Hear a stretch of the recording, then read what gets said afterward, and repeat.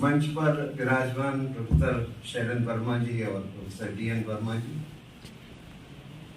श्री अंकित मिश्रा जी और सभा कक्ष में विद्यमान सभी छात्र छात्रागण, सर्वप्रथम तो मैं विश्वविद्यालय के प्रति और यहाँ के फैकल्टी के प्रति आभारी हूँ कि उन्होंने इस दीक्षांत समारोह सप्ताह में मुझे आमंत्रित किया और विद्यार्थियों से कुछ संवाद करने का अवसर प्राप्त हुआ, तो इसके लिए उनका आभारी हूँ। अब जहाँ तक इस विषय पर हमें आज अपनी बात कहनी है, आपके साथ विचार करना है, वो एक बहुत ही समसामयिक और ज्वलंत प्रश्न है। केवल भारत पे ही नहीं बल्कि संसार के लगभग सभी देशों में, और वो प्रश्न है राष्ट्र और राष्ट्रीयता का, नेशन और नेशनैलिटी। हमारे यहाँ तो इसकी बहुत चर्चा है ही पिछले कम से कम 1-1.5 दशक से। हालांकि ये कोई प्रश्न किसी कालखंड का नहीं होता, ये तो एक सनातन प्रश्न है, एक सनातन विषय है। हर देश काल में इसकी चर्चा होगी ही, लेकिन पिछले कुछ वर्षों से भारत में ये चर्चा का विषय बना है, और भारत में ही नहीं, संसार के बहुत सारे देशों में राष्ट्र और राष्ट्रीयता का प्रश्न फिर से उत्पन्न हुआ। जब मैं कहता हूं कि ये फिर से ये प्रश्न सेंट्रल स्टेज पर या केंद्र में आया है, तो मेरा आशय ये है कि 1990 में जब वैश्वीकरण की या ग्लोबलाइजेशन की प्रक्रिया प्रारंभ हुई, तब ये माना गया कि अब जो वैश्विकता है, यानी जो इंटरनेशनलिज्म है, जो अंतर्राष्ट्रवाद है, वो अब केंद्रीय प्रश्न बन गया। क्यों? क्योंकि ये माना गया कि इस ग्लोबलाइजेशन के बाद दुनिया के सभी देश एक दूसरे पर आर्थिक और राजनीतिक और सामाजिक रूप से निर्भर होंगे, और ज्यादा निर्भर होंगे, उनकी निकटता बढ़ेगी। दूसरा, संचार और यातायात के साधनों में जो बहुत तीव्र गति से प्रगति हुई, तो अब लोगों का एक देश से दूसरे देशों में आवागमन होगा, और बहुत सारे लोग दूसरे देश में जाके बस भी जाएंगे। आप ये भी जानते हैं कि अब आजकल की जो नागरिकता की धारणा है, वो डबल सिटीजनशिप की धारणा है। हम लोग पॉलिटिकल साइंस में पढ़ते रहे कि भाई एक व्यक्ति एक राज्य का ही नागरिक हो सकता है, लेकिन आज ऐसा नहीं है। आप एक से ज्यादा राज्यों के नागरिक हो सकते हैं। इसी तरह से जब मेल जोल बढ़ा है विभिन्न राष्ट्र के लोगों का आपस में, जिसको आजकल मल्टी कल्चरलिज्म या बहुसंस्कृतिवाद कहते हैं, तो अब दुनिया की हर चीज हर देश में उपलब्ध है, लोग आ जा रहे हैं, घुल मिल रहे हैं, तो उससे एक जिसको कहते हैं कल्चरल हाइब्रिडाइजेशन, यानी वर्ण संकरता, उसकी वृद्धि भी हुई है। तो इसलिए ये माना गया 1990 के आसपास कि अब जो राष्ट्रीयता या राष्ट्र और राष्ट्रीयता का जो प्रश्न है, वो धीरे धीरे ओझल हो जाएगा, धूमिल हो जाएगा। यानी नेशन शैल विदर अवे, राष्ट्र जो है अब वो मुरझा जाएगा, अब उसका महत्व जीवन में नहीं रहेगा। अब इंटरनेशनलिज्म या यूनिवर्सलिज्म या ग्लोबलाइजेशन, अब हम इस दौर में पहुंच गए। यानी अब हम राज्यों में तो रहेंगे, लेकिन वे राज्य अब नॉन नेशनल स्टेट्स होंगे। राष्ट्रीयता का मुख्य प्रश्न नहीं वहां पर होगा। यानी अब हम लोग पोस्ट नेशन एज में पहुंच गए। राष्ट्रीयता से आगे अब हम लोग चले गए, अंतर्राष्ट्रीयता की ओर चले गए हैं। ऐसा विचार 1990 के बाद आया कि वैश्वीकरण ने राष्ट्र और राष्ट्रीयता की भावना को कमजोर कर दिया है, दुर्बल कर दिया, ऐसा विचार माना गया। कुछ विद्वान भी हुए जिन्होंने इस विषय पर चिंतन और लेखन किया, जैसे कि एक बड़े इतिहासकार हुए इसी दौर में हॉब्सबॉम, या दूसरे बड़े विद्वान हुए ब्रुएली। उन्होंने लिखा कि भाई राष्ट्र तो एक बड़ी कृत्रिम चीज है, राष्ट्रीयता तो एक बड़ी कृत्रिम चीज है, एक आर्टिफिशियल चीज है। ये तो यूरोप के इतिहास में किन्हीं विशेष परिस्थितियों में ये विचार पैदा हुआ था। फ्रांस की क्रांति के बाद ये राष्ट्र और राष्ट्रीयता का विचार यूरोप में आया। ये एक तरह से जिसको अंग्रेजी में कहते हैं कॉन्स्ट्रक्ट है। कॉन्स्ट्रक्ट से मतलब कि जो चीज एक किसी परिस्थिति विशेष में पैदा हुई और अब परिस्थितियां बदल चुकी हैं, तो अब वो राष्ट्र और राष्ट्रीयता का प्रश्न भी धीरे धीरे गौड़ होता चला जाएगा, धूमिल होता चला जाएगा। ऐसा कहने वाले विद्वान भी बहुत सारे हुए कि जो मानते हैं कि भाई यूरोप में 18वीं 19वीं शताब्दी की विशेष परिस्थितियों में ये राष्ट्र और राष्ट्रीयता का प्रश्न प्रबल रूप से सामने आया, लेकिन अब दौर बदल चुका है, परिस्थितियां बदल चुकी हैं, इसलिए राष्ट्र और राष्ट्रीयता का प्रश्न अब गौड़ हो जाएगा, समाप्त हो जाएगा। अब हर आदमी अपने को विश्व नागरिक के रूप में देखे, वर्ल्ड सिटीजन। अब कोई अपने को इंडियन या फ्रेंच या जर्मन इस रूप में नहीं देखेगा, बल्कि कहेगा भाई हम तो एक वर्ल्ड सिटीजन। ठीक है, हिंदुस्तान में रहते हैं, यहाँ पैदा हुए, अलग बात है, लेकिन हम हैं एक वर्ल्ड सिटीजन। अब हम अपनी इस राष्ट्रीयता को कोई महत्व नहीं देते, ऐसा विचार किया गया। तो ये जो बदलाव 1990 के बाद आना शुरू हुआ और जिसका विद्वानों ने भी अपने ग्रंथों में उल्लेख किया, और उनको लगा कि अब राष्ट्र और राष्ट्रीयता का विचार धीरे धीरे समाप्त हो जाएगा। ऐसा कुछ हुआ नहीं, लेकिन बल्कि इसके विपरीत चीजें हुई। आप लोग जानते होंगे कि 1989 में विश्व के इतिहास में एक बहुत बड़ी घटना घटित हुई, और वो घटना थी सोवियत संघ का विघटन, collapse of communism in Soviet union. वहां पर एक साम्यवादी व्यवस्था थी, और 1989 में गोर्बाचोव नाम के जो एक वहां के राष्ट्रपति थे, उनके शासनकाल में रूस में साम्यवाद का अंत हुआ, और साम्यवाद के अंत के साथ साथ सोवियत संघ का विघटन भी हुआ।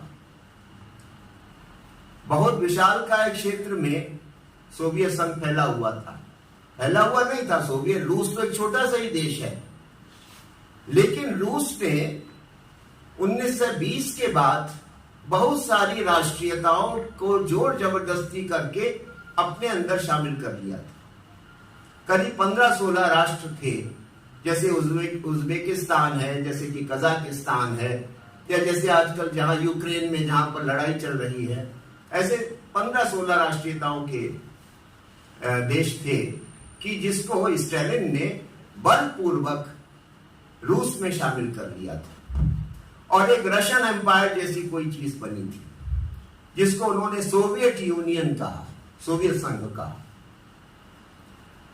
तो सोवियत संघ से केवल साम्यवाद ही समाप्त नहीं हुआ 1989 में, बल्कि सोवियत संघ का विघटन भी हो गया।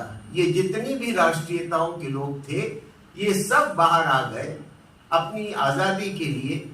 इन सब ने अपने को आजाद या इंडिपेंडेंट डिक्लेयर कर दिया, और अब वे रूस के अंग नहीं रहे, रूस का भाग नहीं है। और आज आप जानते हैं कि ये सारे देश अब स्वतंत्र देश हैं, पहले भी थे और अब भी सेंट्रल एशिया में ज्यादातर। तो अब ये देखिए, लगभग 70 साल तक उन लोगों को बलपूर्वक रूस ने यूनाइट करने की कोशिश की, अपने अंदर आत्मसात करने की कोशिश की, लेकिन वो कोशिश सफल नहीं हुई। और जैसे ही उनको मौका मिला, वे एक स्वतंत्र देश के रूप में बाहर आ गए, और आज भी एक स्वतंत्र देश के रूप में विद्यमान है। रूस एक छोटा सा राज्य जैसे पहले था, वैसा आज बन के रह गया। अब वो जो रशियन एम्पायर है, वो खत्म हो चुका है। तो राष्ट्रीयता का भाव कितना प्रबल होता है। रूस ने हर संभव प्रयास किया इन राष्ट्रीयताओं को और इन राज्यों को नष्ट करने का, लेकिन वो बुरी तरह विफल रहा। इसका अर्थ क्या है कि जो वैश्वीकरण के समय जो तर्क दिया गया कि अब नेशन का आइडिया धीरे धीरे खत्म हो जाएगा, वैसा कुछ नहीं हुआ। बल्कि आपने तुरंत ये देखा कि तमाम देश अपने को स्वतंत्र बनाकर, तमाम राष्ट्र अपने को स्वतंत्र बनाकर रूस के बाहर चले गए। दो और संस्थाएं हैं, एक यूरोपियन यूनियन है, आप जानते हैं यूरोप के देशों का एक संगठन है यूरोपियन यूनियन, जिसमें कि जर्मनी, फ्रांस और इंग्लैंड तो खैर अब उससे बाहर चला गया और तमाम देश हैं। उन्होंने मिलकर एक यूरोपियन यूनियन बनाया हुआ है। लेकिन यूरोपियन यूनियन बनने का ये मतलब नहीं हुआ कि जर्मनी के लोगों की राष्ट्रीयता का भाव कम हो गया, फ्रांस के लोगों की राष्ट्रीयता का भाव समाप्त हो गया या कम हो गया, या कोई वहां नई पहचान आ गई कि अब हम फ्रेंच नहीं है बल्कि यूरोपियन है, अब हम जर्मन नहीं है बल्कि यूरोपियन है। ऐसा कुछ नहीं हुआ। वो केवल कुछ आर्थिक सामाजिक कारणों के लिए उन्होंने एक संघ बना लिया, लेकिन वे अपने राष्ट्र और अपनी राष्ट्रीयता को लेकर बड़े सजग हैं, सावधान हैं। तो यूरोपियन यूनियन ने भी के बनने के बाद भी राष्ट्र और राष्ट्रीयता का विचार मंद नहीं पड़ा यूरोप में। तो ये दूसरा प्रमाण है कि राष्ट्र कितनी प्रबल सशक्त धारणा है, जो ऐसे इस तरह से जिसको हम उम्मीद करते हैं कि शायद वो कमजोर पड़ जाए, तो वो कमजोर नहीं पड़ती। तीसरा दृष्टांत है अफ्रीकन यूनियन का। अफ्रीका के देशों का भी एक संघ है, बहुत समय से है, काफी लंबे समय से, 50-60 साल से बना हुआ है। और अफ्रीका के बहुत सारे जो देश हैं वो उसके मेंबर हैं। वो सब सहयोग और आदान प्रदान तो चलता है, लेकिन वहां पर जो ट्राइब्स हैं, जनजातियां हैं, है ना, हर ट्राइब जो डोमिनेंट ट्राइब है उसका एक स्टेट है, और उनके यहाँ जो पहचान है उनकी अपनी ट्राइब है, उनकी अपनी जो जिस जनजाति को बिलोंग करते हैं वो उनकी पहचान है, उनके लिए वो राष्ट्रीयता है। जैसे आजकल मणिपुर में कुकी और मैते लोगों में झगड़ा चल रहा है, तो वो कहते हैं कि ठीक है इंडियन वगैरह हम हैं, लेकिन हम कुकी हैं या हम मैते ही हैं, और हमारी कुछ अपनी पहचान है, हमारी कुछ अपनी परंपराएं, हमारा कुछ अपना धर्म है, हमारी कुछ अपनी मान्यताएं हैं। और देखिए उसके लिए वो कितनी शिद्दत से लड़ाई लड़ रहे हैं। वो कोई अच्छी स्थिति नहीं है, लेकिन देखिए उनको वो पहचान अपनी कितनी प्रिय है। तो इसी तरह से अफ्रीका में वहां पर बहुत सारी ट्राइब्स हैं, हजारों साल से वो रह रही हैं, और उनको अपनी ट्राइबल आइडेंटिटी, अपनी ट्राइबल ट्रेडिशन, अपनी ट्राइबल कस्टम से बहुत लगाव है, बहुत प्रेम है। और ऑर्गेनाइजेशन ऑफ अफ्रीकन यूनियन बनने के बाद भी उनकी वो आइडेंटिटी कमजोर नहीं पड़ी। ऐसा नहीं कि अफ्रीका के लोग आजकल अपने को केवल अफ्रीकन मानते हैं। आज भी वो कहते हैं कि नहीं हम जुलू हैं, हम नाइजीरियंस हैं, हम जाम्बियंस हैं। वो ये नहीं कहते कि हम अफ्रीकन हैं। ठीक है, हम लोगों ने एक संघ बना लिया है सहयोग के लिए, लेकिन हमारी जो अपनी पहचान है वो तो है, जैसे कि यूरोप में। तो इन तीन दृष्टांतों से आप समझ सकते हैं कि राष्ट्रीयता का भाव कितना शक्तिशाली होता है। और जिसका सबसे बड़ा दृष्टांत तो यहूदी लोग हैं, जो 2-2.5 हजार साल तक भटकते रहे, लेकिन फिर भी जो उनके अंदर यहूदी होने का एहसास है वो मंद नहीं पड़ा, और जब उनको मौका मिला तब उन्होंने अपने लिए एक राज्य की रचना कर ली, जिसको आजकल आप इजराइल कहते हैं। मेरे ख्याल से संसार में जितना दमन उत्पीड़न यहूदियों का हुआ उतना शायद ही किसी कौम का हुआ, लेकिन उन यहूदियों ने भी यही उम्मीद रही थी कि किसी दिन हम अपने घर लौटेंगे। जो जेरूसलम है इसको वो अपना घर मानते हैं, जहां पर आजकल इजराइल है। इस उम्मीद ने उनको जीवित रखा, और वो दुनिया भर के देशों में फैले थे। क्यों? क्योंकि उनका कोई देश था ही नहीं। उनको दिखा जहां जो देश था वहां से वो निकाल के बाहर कर दिए गए। अब वापस जाने की ललक और अपने देश में बसने की ललक उनकी कितनी स्ट्रांग थी, कितनी मजबूत थी, कि 2-2,500 साल तक भटकने के बाद भी वो इच्छा कमजोर नहीं पड़ी, और जैसे ही उनको 1948 में मौका मिला, उन्होंने एक राज्य की स्थापना कर ली। ये होता है राष्ट्रीयता का भाव। इसलिए राष्ट्रीयता का जो भाव है वो नेचुरल भी है और पेरेनियल भी है। नेचुरल मतलब स्वाभाविक है, वो हमारे राष्ट्र हमारे अंदर बसता है, वो कोई बाहर की चीज नहीं है। और वो पेरेनियल है, यानी वो कभी समाप्त, वो भाव कभी बंद नहीं पड़ता है। ठीक है, इतिहास में उतार चढ़ाव होता है, उसमें कमी बेशी आती रहती है, लेकिन वो कभी समाप्त नहीं होता।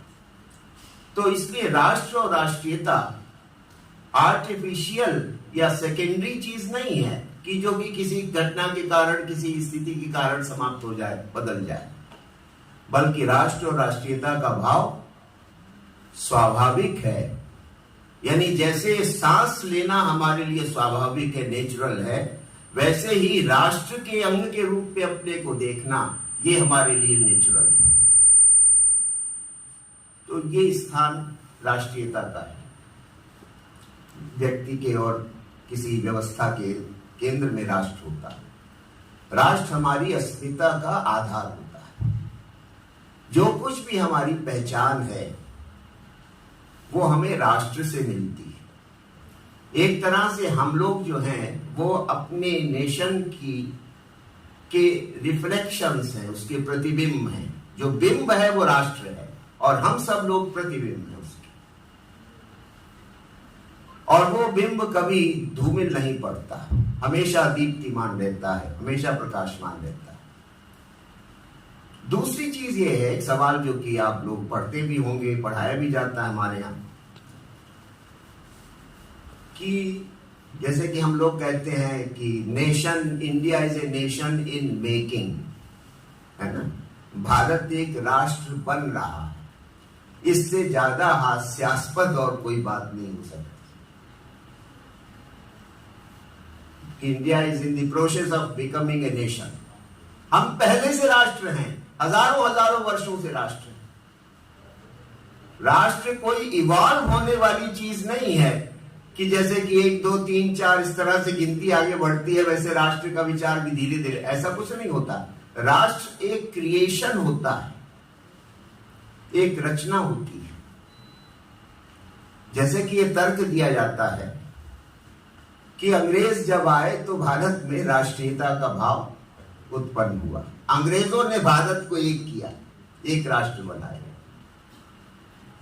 तो उनको बिल्कुल नहीं बाहर निकालना चाहिए था। अगर उन्होंने इतनी बड़ी मेहरबानी की हमारे ऊपर कि हमको राष्ट्र बना दिया, तब तो उनसे कहते कि नहीं, आप तो शासन करते रहिए, आपको बाहर जाने की जरूरत नहीं।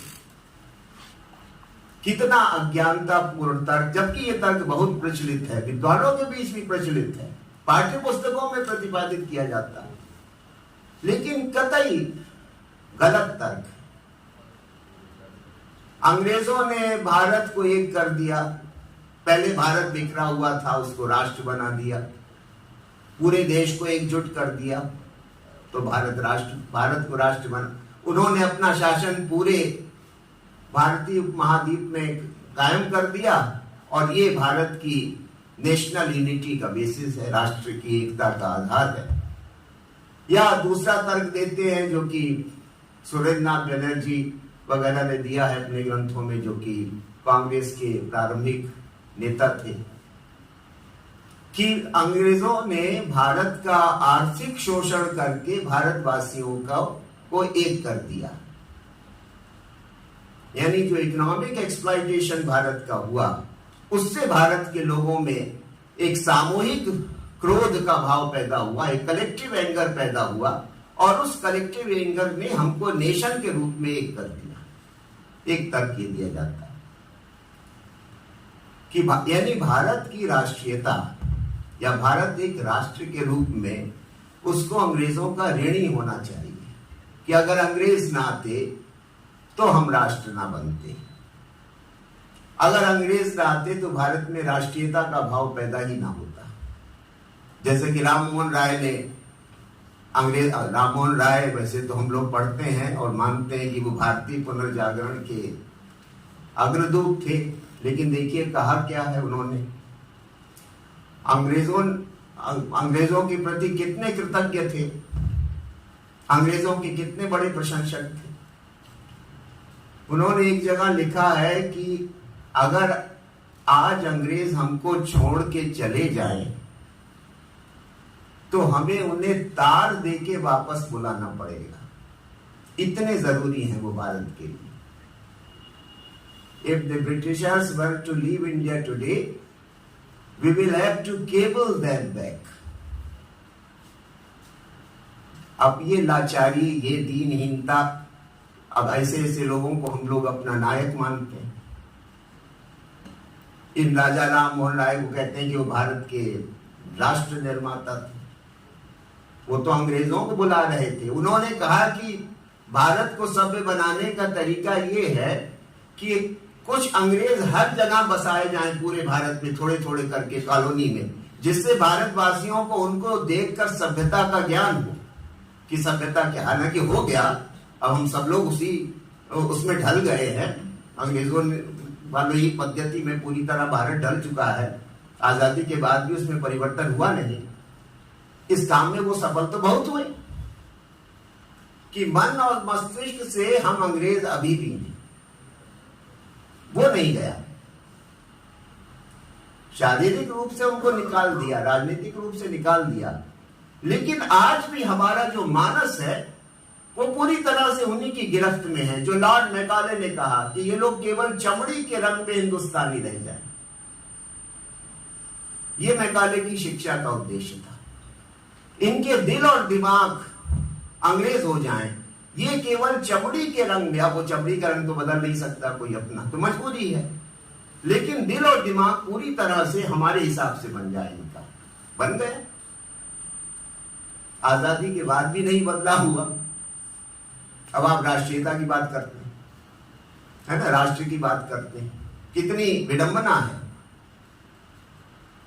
तो खैर, तो ये हुआ कि अंग्रेज चले जाएंगे तो वो इतने जरूरी हमारे लिए हैं कि हमें उन्हें तार दे के वापस बुलाना पड़ेगा। तो इसलिए एक बहुत बड़ा वर्ग विद्वानों का, विचारकों का रहा, जो कि मानता रहा कि भारत को राष्ट्र बनाने का काम ब्रिटिश साम्राज्य ने किया। ये वही तर्क है जो कि अंग्रेजों ने भारत में आने का दिया था अपनी तरफ से। अंग्रेजों ने कहा कि हम भारत में कोई अपना फायदा करने के लिए नहीं जा रहे हैं, हम तो भारत का फायदा करने के लिए भारत में जा रहे हैं। भारत को गुलाम इसलिए बना रहे हैं क्योंकि हमको भारत के लोगों का कुछ फायदा करना है। क्या फायदा करना है? इनको सिविलाइज करना है, इनको सभ्य बनाना है। ये असभ्य लोग हैं, बर्बर लोग हैं, हम इसीलिए जा रहे हैं। इसके लिए एक शब्दावली चली, सिविलाइजिंग मिशन, कि हमारा मिशन इनको सिविलाइज करने का है। तो कोई हम अपने फायदे के लिए नहीं जा रहे। तो अंग्रेजों के तर्क को हमारे नायकों ने, हमारे विद्वानों ने स्वीकार कर लिया और उन्होंने कहा कि भाई भारत तो राष्ट्र पहले था ही नहीं, पहले तो तमाम जातियों, प्रजातियों, वर्गों में बटा हुआ था, बड़ी डिसयूनिटी थी, आपस में सब लड़ते झगड़ते रहते थे। अंग्रेज जब आए तब सबको इकट्ठा किया, यातायात, सड़कें बनी, रेलगाड़ी आई, है ना, इन सब तौर तरीकों से भारत एक राष्ट्र बना। तो एक तर्क ही, ये वैसा ही तर्क है जो तर्क वहां पर जर्मनी में एक जमाने में दिया गया। आप लोगों ने नेपोलियन बोनापार्ट का नाम सुना होगा। नेपोलियन बोनापार्ट एक बहुत श्रेष्ठ सेनापति था, बहुत बड़ा कमांडर था। ऐसा मिलिट्री कमांडर विश्व के इतिहास में 2 ही 4 पैदा हुए। 5 फीट का था, लेकिन सारे यूरोप को हिला के रख दिया था। तो नेपोलियन बोनापार्ट फ्रांस का शासक भी बना 1801 या 2 के आसपास, फ्रांस की क्रांति के बाद। और शासक बनने के बाद उसका पहला काम यह था कि हमें अब पूरे यूरोप को फ्रांस के नियंत्रण में लाना है। जर्मनी और जितने इंग्लैंड और ये सब जितने भी देश हैं यूरोप के 17-18 देश, इन सब को फ्रांस की अधीनता में लाना है।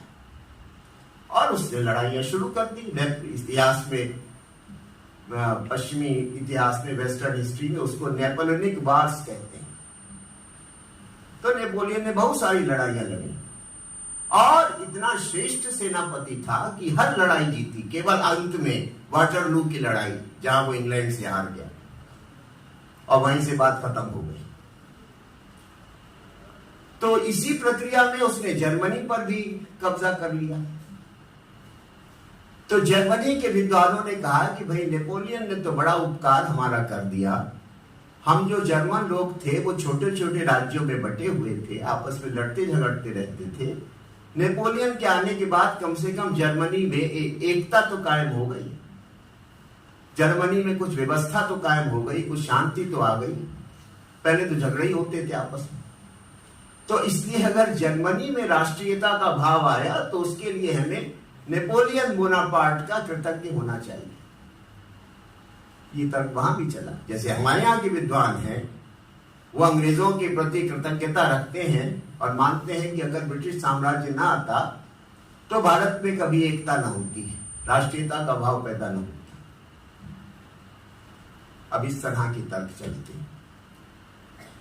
अब आप ये विचार करिए कि इन तर्कों में कितना दम है।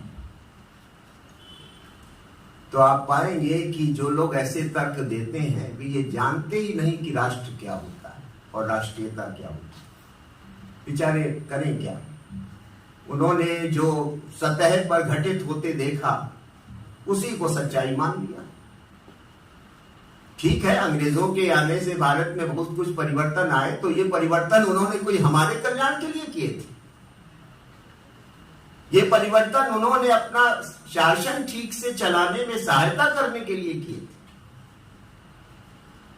वो हमारे यहाँ रेलगाड़ी चलवा रहे थे, सड़क बनवा रहे थे, पोस्ट ऑफिस खोल रहे थे, टेलीग्राम शुरू कर रहे थे। तो इसलिए जिससे कि भारतीयों के ऊपर नियंत्रण करना आसान हो जाए। इतना बड़ा देश है, अपने फायदे के लिए कर रहे थे, अपने साम्राज्य को सुरक्षित बनाने के लिए कर रहे थे। अब उसके साथ, जिसको अंग्रेजी में कहते हैं कोलेटरल, साथ साथ उसमें कुछ फायदा हमारा भी हो गया, है ना। कोई भी स्वार्थ, बड़े से बड़ा स्वार्थ भी उसमें कहीं ना कहीं कुछ परमार्थ हो जाता है। ये जीवन का नियम है। तो अंग्रेजों ने शुद्ध स्वार्थ में सब कुछ किया, अपने साम्राज्य को शक्तिशाली बनाने के लिए किया, लेकिन उसमें कुछ फायदा हमारा भी हो गया, है ना। ट्रिकल डाउन, आजकल एक शब्द चलता है ना वैश्वीकरण में, ट्रिकल डाउन इफेक्ट, कि कुछ फायदा उसका हमारे पास ही पहुंच गया। उनका इरादा नहीं था, लेकिन अब हो गया, है ना। तो इसलिए जैसे कि अयोध्या में इतने कितने 22 लाख या कितने दीपक जले, तो बहुत लोगों को 1-2 दिन का तेल भी मिल गया दूसरे दिन, है ना। तो फायदा हो गया, लेकिन कोई इसके लिए तो दीप जलाए नहीं गए थे, है ना। हजारों आदमी अयोध्या के घाट पे, देखिए क्या हाल। अब राम राज्य का क्या किया जाए, है ना। क्या भाव है, क्या दृष्टि है, क्या सोच है, इस पे कभी विचार करिए। अपने धर्म को हम कितने हल्के में लेते हैं, ये भी एक विषय विचार है। तो लेकिन अब वही है कि भाई हुआ किसी उद्देश्य से था, लेकिन उसमें बहुत सारे लोगों के घर का चूल्हा 1-2 दिन ज्यादा जल गया, है ना। तो ये हो, तो इसलिए अंग्रेजों के आने से भारत में राष्ट्रीयता का भाव विकसित हुआ, ऐसे कहने वाले बहुत सारे विद्वान हैं। पाठ्य पुस्तकों में तो लगभग सभी में यही लिखा हुआ है, जहां तक हमने देखी पढ़ी, सब में यही बात कही गई। तो ये अब सवाल ये है कि क्या राष्ट्रीयता बाहर से आने वाली चीज है या अंदर से उत्पन्न वाली चीज, होने वाली चीज? यानी नेशन और नेशनलिज्म के सोर्स जो होते हैं वो आंतरिक होते हैं या बाह्य होते हैं, ये सवाल है। बाह्य का तो उदाहरण हमने आपको दे दिया कि अंग्रेज आए तो राष्ट्रीयता का भाव आ गया भारत में, लेकिन क्या ये सच्चाई है? ये सबसे बड़ा झूठ है। राष्ट्रीयता एक अंतर्निहित भाव होता है। इस संसार में ईश्वर ने जब सृष्टि की रचना की तो हर क्षेत्र के लोगों को कुछ विशेष गुण दिए, कुछ विशेष शक्तियां दी। भारत के ऊपर ईश्वर की बड़ी कृपा रही कि यहां पर तो बड़े विलक्षण गुण और बड़ी विलक्षण शक्तियां भारतवासियों को प्रदान की गई। और सबसे बड़ी जो हमारी शक्ति है वो हमारी आध्यात्मिक शक्ति रही है, धर्म। ये जो धर्म है ये हर भारतीय के अंदर जो विद्यमान है, धर्म का भाव, ये धर्म का भाव ही राष्ट्र का आधार होता है। और इसलिए तिलक ने, लोकमान्य तिलक को आप लोगों ने पढ़ा होगा, इसीलिए 19वीं शताब्दी में जब राष्ट्रीय आंदोलन चला तो तिलक ने कहा, इसीलिए गणपति महोत्सव शुरू किया कि अगर भारत में राष्ट्रीयता का भाव जागृत करना है तो हमें भारत में पहले धर्म का भाव जागृत करना पड़ेगा, जो हमारी मूल पहचान है। संसार में एकमात्र कौम ऐसी है जो कि अपने जीवन दृष्टि में आध्यात्मिक है, धार्मिक, और संसार में ऐसा कहीं भी नहीं। ये भारत की राष्ट्रीयता का आधार। तो इसलिए तिलक ने कहा, you can not love your nation without loving your religion. अपने धर्म से प्रेम किए बिना आप अपने राष्ट्र से प्रेम नहीं कर सकते। तो राष्ट्रीय धर्म का भाव जितना प्रबल होगा, राष्ट्रीयता का भाव उतना ही प्रबल होगा। और धर्म का भाव जब दुर्बल हो जाएगा तो राष्ट्रीयता का भाव भी दुर्बल हो जाएगा और दूसरे लोग मौका पाकर हमारे ऊपर नियंत्रण कर लेंगे, जैसा कि भारत के इतिहास में हुआ और बार बार हुआ, और आज भी वही स्थिति है। ऐसा नहीं आप समझिए कि कोई धर्म का भाव आजकल बहुत प्रबल हो गया है। ये केवल एक मृग मरीचिका है ना, कुछ नारे लगा देना, कुछ यात्राएं निकाल देना, ये तो बहुत बाह्य पक्ष है धर्म का। धर्म का आंतरिक पक्ष तो नहीं है ना। व्यक्ति के संस्कार का प्रश्न, व्यक्ति की जीवन दृष्टि का प्रश्न, वो तो जहां का तहां है। तो ये बाह्य प्रतीकों से कोई धर्म नहीं बढ़ता है, कभी भी नहीं बढ़ता। ये और खतरा है, क्योंकि एक झूठा एहसास होता है कि भारत के लोग धार्मिक हो रहे हैं या राष्ट्रीय हो रहे हैं। ये चलने वाला नहीं है। और ये भाव कुछ राजनीतिक दलों के प्रयास से पैदा भी नहीं होता है। भारतीय जो संस्कृति है उसमें हमारे जीवन का आधार ऋषियों के द्वारा दिए गए उपदेश और ज्ञान है। उसमें राजनीति की स्थिति बहुत गौड़ है। राजनीति के सहारे धर्म आगे कभी नहीं बढ़ता, ये भ्रांति है। बल्कि भारत की दृष्टि तो यह है कि धर्म के सहारे राजनीति आगे बढ़े, तब वो सम्यक राजनीति होगी। तो ये दृष्टि है। इसलिए, और अरविंदो घोष जो कि बहुत बड़े दार्शनिक हुए, बहुत बड़े योगी हुए, उनकी जो किताब है फाउंडेशन ऑफ इंडियन कल्चर, उसमें भी उन्होंने यही कहा है, nationalism is a religion that comes to us from God. कि राष्ट्रीयता वो धर्म है जो ईश्वर प्रदत्त होता है। यानी राष्ट्रीयता को आप क्रिएट नहीं करते, मनुष्य नहीं बनाता है। चाहे वो अंग्रेज हो, चाहे वो भारतीय हो। भारत के लोग अगर आज समझ रहे हैं कि वे ये सब रैली निकाल के, यात्राएं निकाल के राष्ट्रीयता का भाव पैदा कर रहे हैं, तो ये उनकी भ्रांति है। क्योंकि राष्ट्रीयता का भाव यानी धर्म का भाव तो आपको जन्मजात रूप से प्राप्त हुआ ईश्वर के द्वारा। उसका संवर्धन करने का आप प्रयास करें, ये एक अलग बात है। क्योंकि जो नेशन या नेशनलिज्म है वो कोई कंस्ट्रक्ट नहीं होता। वो कोई कृत्रिम चीज नहीं होती जो कि पैदा की जाती है। जैसे आपने एक बैंक बना ली, कोई इंश्योरेंस कंपनी बना ली, कोई पुल बना लिया, ऐसे नेशन नहीं बना करते।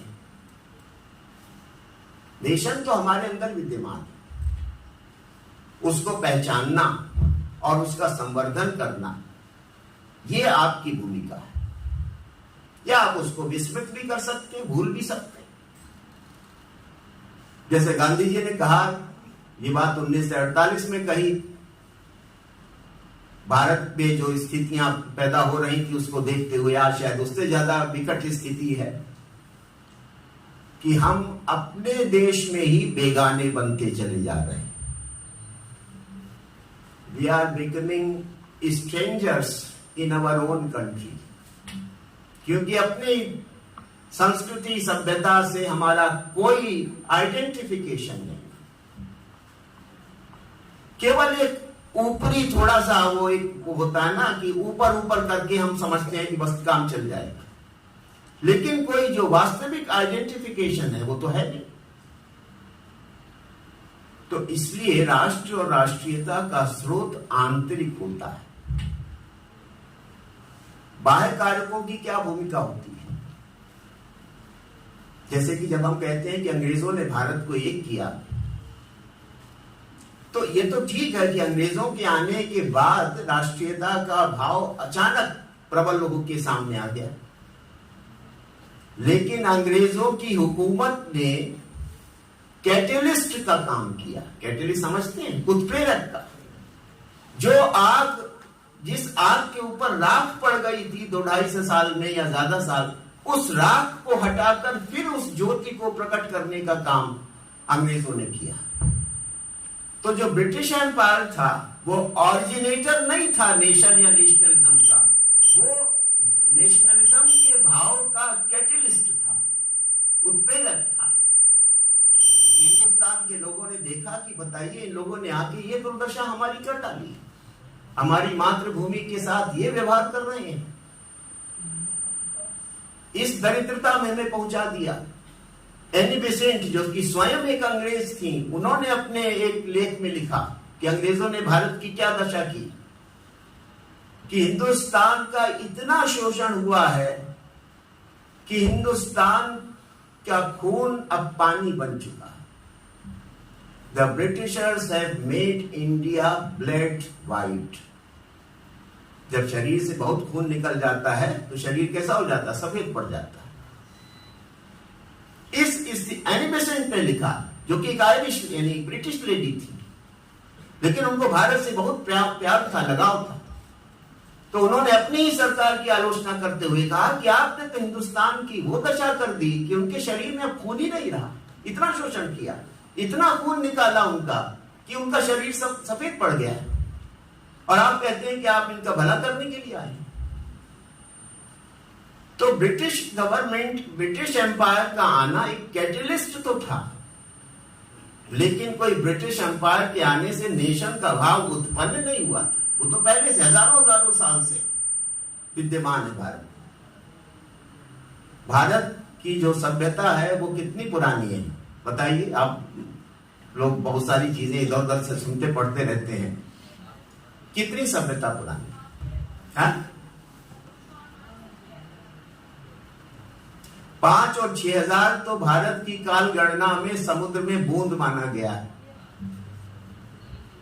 है ना? अब ये जो आपका ज्ञान है, इसके लिए आप दोषी नहीं हैं। ये ज्ञान है नहीं, ये तो अज्ञान है। लेकिन अब क्या करें? रास्ता दिखाने वाले खुद ही भटके हैं, तो आपका भटकना तो स्वाभाविक है ना? वो भी यही पढ़ाते हैं, बताते हैं। भारत की देखिए काल गणना क्या है।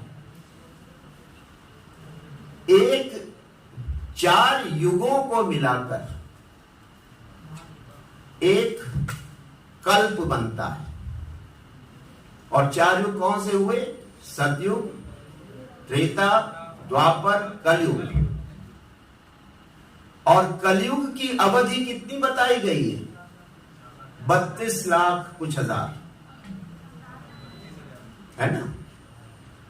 इससे दुगनी अवधि है द्वापर की, उससे दुगनी अवधि है त्रेता की, और उससे भी ज्यादा अवधि है सतयुग की। अब इन सबको जोड़ लीजिए, ये एक कल्प है। ऐसे जाने कितने कल्प हुए हैं, और आप कहते हैं 5000 6000, है ना? इतना प्राचीन देश है। करोड़ों वर्ष अगर गणना करने लग जाइए, करोड़ों वर्ष पुराना देश, करोड़ों वर्ष पुरानी सभ्यता है, करोड़ों वर्ष पुरानी संस्कृति। और हम लोगों ने 5-6 हजार, अंग्रेजों ने कहा इतिहास 5-6 हजार साल पुराना, रिटर्न इसकी हमने भी मान लिया और दोहराते जा रहे हैं। जुलूस निकालने में सबसे आगे, है ना? नारा लगाने में फौरन एकदम खून खोलने लगता है। अरे पहले समझ तो लो कि है क्या जीवन, भारतीय दृष्टि है क्या, रक्षा कैसे कर पाओगे भारत की अगर आपको भारत क्या है यही नहीं पता है। ये मतलब बासी कढ़ी में उबाल की तरह थोड़े दिन के बाद खत्म हो जाएगी, क्या फर्क पड़ना है? कल को सरकार बदलेगी तो ये भी सवाल खत्म हो जाएगा। ये भारत है। तो इसलिए इतनी प्राचीन संस्कृति जो कि ऋषियों के द्वारा स्थापित सिद्धांतों पर बनी, और वो ऋषि जिन्होंने कि ईश्वर का साक्षात्कार किया। हमारे यहां जितनी भी विद्याएं हैं वो ईश्वर प्रदत्त विद्याएं, उनके आधार पर समाज चला है हजारों हजारों वर्ष से, करोड़ों वर्ष से। तो ये है। तो इसलिए राष्ट्रीयता का हमारे यहां जो भाव है वो इतना प्राचीन है। आप कहते हैं अभी 200 साल पहले पैदा हुआ, है ना? अब इसको क्या कहा जाए? इस अज्ञानता के ऊपर हंसा जाए कि रोया जाए, है ना? ये सवाल उठता है। तो ये इसलिए एक चीज है कि नेशन का ओरिजिन, और दूसरी चीज है नेशनलिज्म के कैटलिस्ट। इन दोनों का अंतर हमें समझना चाहिए। British Empire was a catalyst of nationalism in India. उसने भारत की सोई हुई आत्मा को जागृत कर दिया, उसके शोषण में, उसके उत्पीड़न में, उसके दमन में। वो भाव हजारों हजारों साल से विद्यमान था। जैसे आपके अंदर कोई अच्छा गुण विद्यमान है लेकिन संगत में बिगड़ गई है बात, है ना? वो गुण सुप्त हो गया, धूमिल पड़ गया। आपके अंदर कोई प्रतिभा, कोई गुण हर व्यक्ति के अंदर होता है। संगत तो जो चाहे करते, इसीलिए तो सत्संग का महत्व है। और आजकल तो कहीं किसी की संगत करने की जरूरत ही नहीं। ये जो इंटरनेट गुरु हैं, या ये जो व्हाट्सएप गुरु हैं, या ये जो टेलीविजन गुरु हैं, इनके आगे सारे गुरु फेल, है ना? तो लेकिन कभी दैवयोग से कोई ऐसी परिस्थिति पैदा हो कि वो भाव आपका जागृत हो जाए, प्रबल हो जाए। और ऐसा बहुत सारे महापुरुषों के जीवन में घटित हुआ है, जिसके सबसे श्रेष्ठ दृष्टांत वाल्मीकि जी स्वयं ऋषि थे, लेकिन कुसंगति में पड़कर चोर बन गए, डाकू बन गए। फिर एक ऐसा अनुभव आया कि फिर से उनको एहसास हुआ कि हम क्या हैं। तो ये होता है। इसलिए जीवन में संगति का बड़ा महत्व है। ए मैन इज, अंग्रेजी में कहावत है, a man is known by the company he keeps. आदमी की पहचान उसकी संगति से होती है। तो इसलिए राष्ट्रीयता एक प्राचीन भाव है। वो हमारे अंदर जन्मजात रूप से विद्यमान है, चिति के रूप में। वो एक ऐसी चिंगारी है जो कि ईश्वर ने जन्मजात रूप में हमारे अंदर दे दी है। अब उसका संवर्धन करना ये हमारा दायित्व है। वो चिंगारी बुझने ना पाए, ये देखना हर राष्ट्र का दायित्व है। तो इसलिए राष्ट्रीयता जो है, उसका जो स्रोत है वो मनुष्य नहीं है। राष्ट्र का भाव कोई मनुष्य निर्मित नहीं है, कोई सरकार निर्मित नहीं है, किसी साम्राज्य के द्वारा पैदा नहीं होता। इस भाव को प्रखर या मंद बनाने वाले कारक आते जाते रहते हैं, जिसको अंग्रेजी में कैटलिस्ट कहते हैं। कभी कभी ऐसे कैटलिस्ट आ जाते हैं जो कि हमारे इस भाव को कमजोर कर देते हैं। जैसे ये जो इंटरनेट की दुनिया है, ये तो हमारी राष्ट्रीयता को हर दिन मार रही है, समाप्त कर रही है, जिसमें हम लोग सुबह शाम उलझे रहते हैं, है ना। बड़े तपस्या के भाव से आंख खराब हो जाए, हाथ खराब हो जाए, गर्दन टेढ़ी हो जाए, रीढ़ की हड्डी झुक जाए, लेकिन उसका सहारा नहीं छोड़ना। इससे बड़ी तपस्या और क्या होगी। आप सब कुछ अर्पित कर रहे हैं और बदले में क्या मिल रहा है? शैतान, है ना। अबू गालिब ने कहा है ना कि क्या वो नमरूद की खुदाई थी, बंदगी में मेरा भला ना हुआ। ये ऐसी बंदगी है जिससे कोई भला होने वाला नहीं, लेकिन अब लगे हैं लोग श्रद्धा भाव से, भक्ति भाव से। तो इसलिए कुछ ऐसे कैटलिस्ट होते हैं जो कि राष्ट्रीयता के भाव को प्रबल करते हैं, कुछ ऐसे कैटलिस्ट होते हैं जो कि राष्ट्रीयता के भाव को कमजोर करते हैं। दोनों प्रकार के होते हैं उत्प्रेरक तत्व। तो इस आधार पर हमें इस विषय पर विचार करना चाहिए, इस विषय को देखना चाहिए कि राष्ट्रीयता एक सनातन तत्व है, एक पेरेनियल भाव है। ये कोई ऐसी चीज नहीं है कि जो आती जाती रहती है। हाँ, इस भाव की रक्षा करना ये उस राष्ट्र के लोगों का परम कर्तव्य होता है, क्योंकि जिस दिन आपका ये भाव कमजोर पड़ा, उस दिन आप समाप्त हो जाएंगे। ये एक प्रकार से हमारा आधार है कि अगर ये आधार खिसका या कमजोर हुआ तो हम समाप्त हो जाएंगे, हमारा कोई मतलब नहीं। जैसा कि अमेरिका में हुआ। अमेरिका एक नेशन नहीं है। क्यों? क्योंकि इधर उधर से लोग आके सब बस गए, सब अपनी अपनी अपनी ढपली, अपना अपना राज चलता रहता है। तो जब राष्ट्रीय, और इसीलिए वहां केवल बाहरी शक्ति है, अंदर से वो लोग बहुत कमजोर हैं, बहुत भटके हुए हैं। बाहर से जो कुछ भी है वो तो शैतान की भी बहुत शक्ति होती है। हमारे अड़ोस पड़ोस में बहुत सारे गुंडे बदमाश होते हैं, वे भी बाहर से बड़े शक्तिशाली दिखते हैं, लेकिन अंदर से दिनों दिन कमजोर हो रहे हैं, क्योंकि कभी अधर्म में शक्ति नहीं होती। शक्ति केवल और केवल धर्म में होती है, सद्गुण में होती है। दुर्गुण में कोई शक्ति नहीं होती, ये केवल भ्रम है। तो इसलिए इस भाव को सुरक्षित रखना, इस भाव को प्रबल बनाना, ये हमारा कर्तव्य होना चाहिए। रविन्द्रनाथ टैगोर का एक बड़ा प्रसिद्ध लेख है, ततः किम, तो उससे क्या। तो उनका वो श्लोक है राजा भरतहरि का, संस्कृत के बहुत बड़े राजा, वो राजा भी थे और बहुत बड़े कवि भी थे संस्कृत के। तो उसके भाव को आपके सामने रख के मैं अपनी बात समाप्त करूंगा।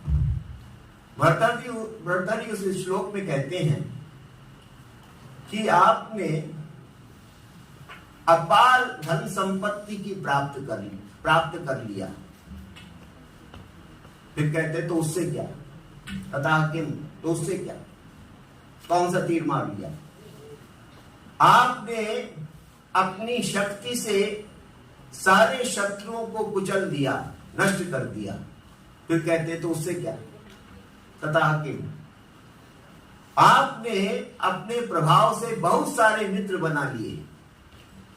फिर कहते हैं तो उससे क्या, तथा किम, आपने अपने योग आदि का अभ्यास करके दीर्घ आयुष्य प्राप्त कर लिया, कल्पांत जीवी भी बन गए आप, सैकड़ों साल की जिंदा रहने की शक्ति आपके पास आ गई।